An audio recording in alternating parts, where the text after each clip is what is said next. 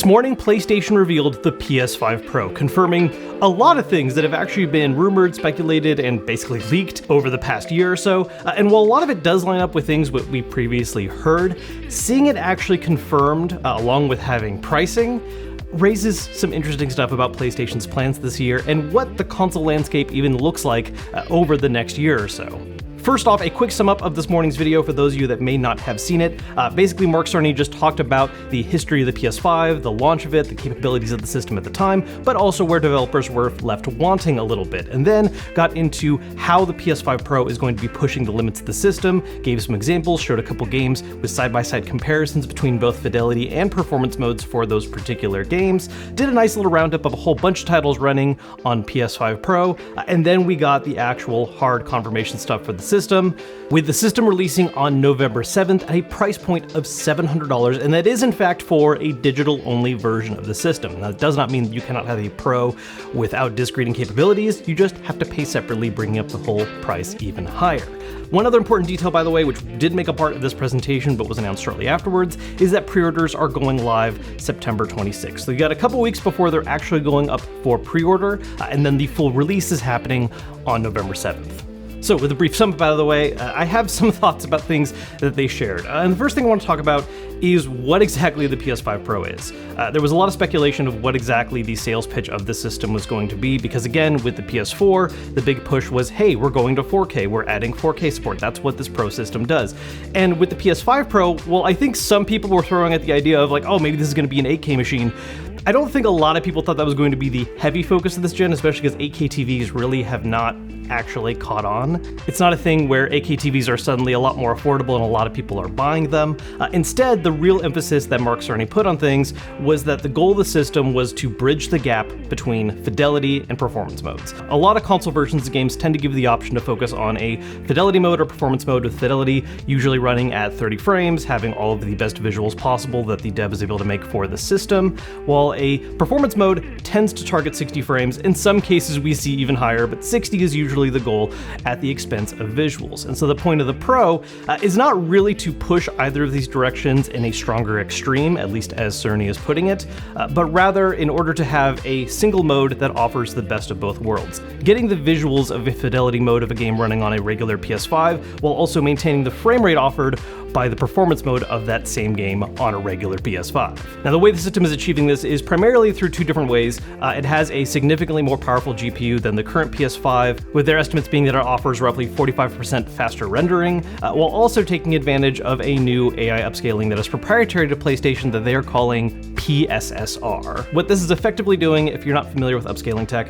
is that games running in a PS5 Pro profile are not actually necessarily rendering out at like a native 4K, if 4K resolution is the goal, but is instead being rendered out at a lower resolution, and then is using an AI upscaler in order to achieve a look that is closer to that native 4K look. And at least in the comparisons that were given in this particular video, yeah, the crispness and how well these games looked running in this profile did look very, very nice. Now, there was a third feature emphasized about the 5 Pro compared to the original 5, which is also enhanced ray tracing.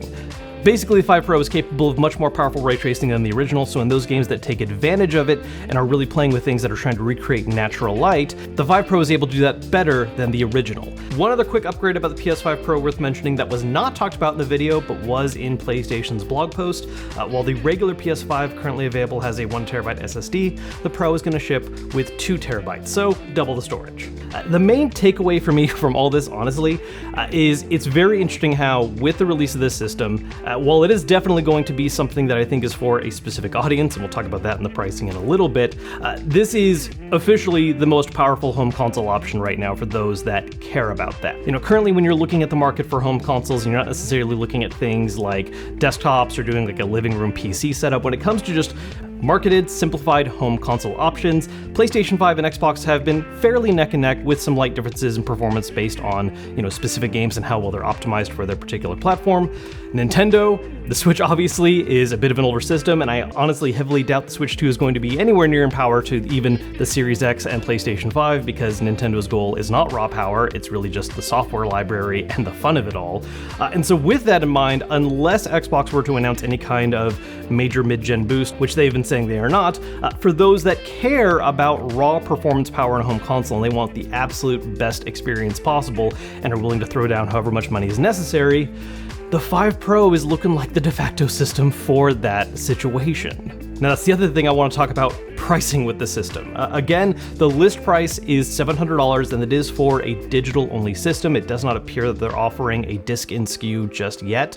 However, that does not mean that you cannot use discs with a PS5 Pro, you just have to pay even more. It looks as though the PS5 Pro is going to be using the exact same removable disk drive system as the current PS5. Visually, the 5 Pro is basically the same thing as the current smaller PS5, but it just has that little bit of separator lines in the middle because it is a slightly larger console overall. You're not only paying the $700 for the system, but also adding an extra $80 on top of that for that removable disk drive, if you're getting it at full MSRP. That means if you really want to think about the system in terms of where it stands compared to the regular PS5 with full features included, $500 for a disc-in PS5 versus $780 for a PS5 Pro, almost $300 more. Coming out of this announcement, I'm of two very different minds about this whole thing. There's me as just a game player where, especially knowing I'm just going to go out of my way to grab one no matter what because I want to cover it and talk about it here on the channel, I'm excited to play games in this performance profile. You know, I like the idea of having the higher frame rate but also getting the benefit of higher visuals at the same time. That sounds really freaking neat. The other half of me though takes a step back a little bit and also thinks about, you know, if I wasn't doing this and if I was just looking at the release of a system like this, would I be interested in grabbing one? And that's a little more touch and go. I absolutely think this is going to be something that is for a very specific audience. I don't think everyone who has a PS5 is going to go out of their way to get a 5 Pro. I mean, the PS4 alone already kind of shows that historically where, yeah, the PS4 Pro didn't sell terribly. I mean, obviously if it did, PlayStation wouldn't be going out of the way to do that again with the PS5, but it did make up a much smaller percentage of users and owners than regular PS4s did. And I imagine that the PS5 Pro is going to be actually an even smaller percentage, due to the fact that it is once again a significantly more expensive system, more expensive than the 4 Pro was. And the main sales pitch for it, while really cool for those that care and want that ultimate performance, doesn't feel like quite as much of a necessity.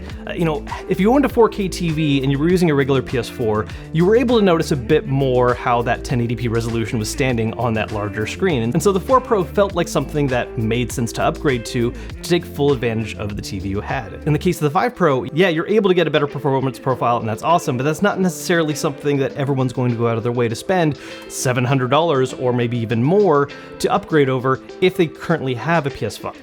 I'm just very curious how large of a percentage of the current audience that is, and how much that really pays off for PlayStation. The other thing about this too, and I don't want to harp on this too long, but I think it is an important talking point, there's not really a specific game that's being marketed as a reason to get a 5 Pro. They spent plenty of time going over a whole lot of major first-party titles and how they have benefited from this increased power profile and how you can re-experience things like Ratchet & Clank and The Last of Us Part 2, and being able to see them leverage their higher fidelity profiles while still maintaining a higher frame rate. That's all well and good, but there's not really a big release happening alongside the 5 Pro as far as we know. There is potentially going to be a state of play later this month. There's already rumors very heavily circulating about when that's going to be in September, and it's always a possibility they could announce something there, but unless it is something that is very out of left field where they've been keeping this very well-kept secret no one knows about, I honestly think the best chance would be something like Spider-Man 2 DLC. It just feels a little odd to me where, yes, there is this great past library of games they can point to that the 5 Pro is going to be able to take advantage of, but it's just odd to think there's not going to be a tied-in game coming out around the same time where PlayStation goes, hey, this right here is the reason why you need to get a 5 Pro. All in all, it's absolutely a shiny looking system. Again, I'm very curious how well it's actually going to work out in terms of raw sales. I am very excited to get my hands on one and really go through a whole bunch of games, especially some of the ones that I know have had not the best frame rates on current gen hardware. Some games absolutely have visual modes where things dip pretty often. So I'm excited to put it through its paces and see what kind of experiences it can leverage. I am planning on covering it when it releases. I gotta make sure I'm ready for that pre-order day. So if you're interested in seeing that, make sure to subscribe so you don't miss out on it. As always, if you enjoyed this video, hit the thumbs up button to let me know, and I will see you all later.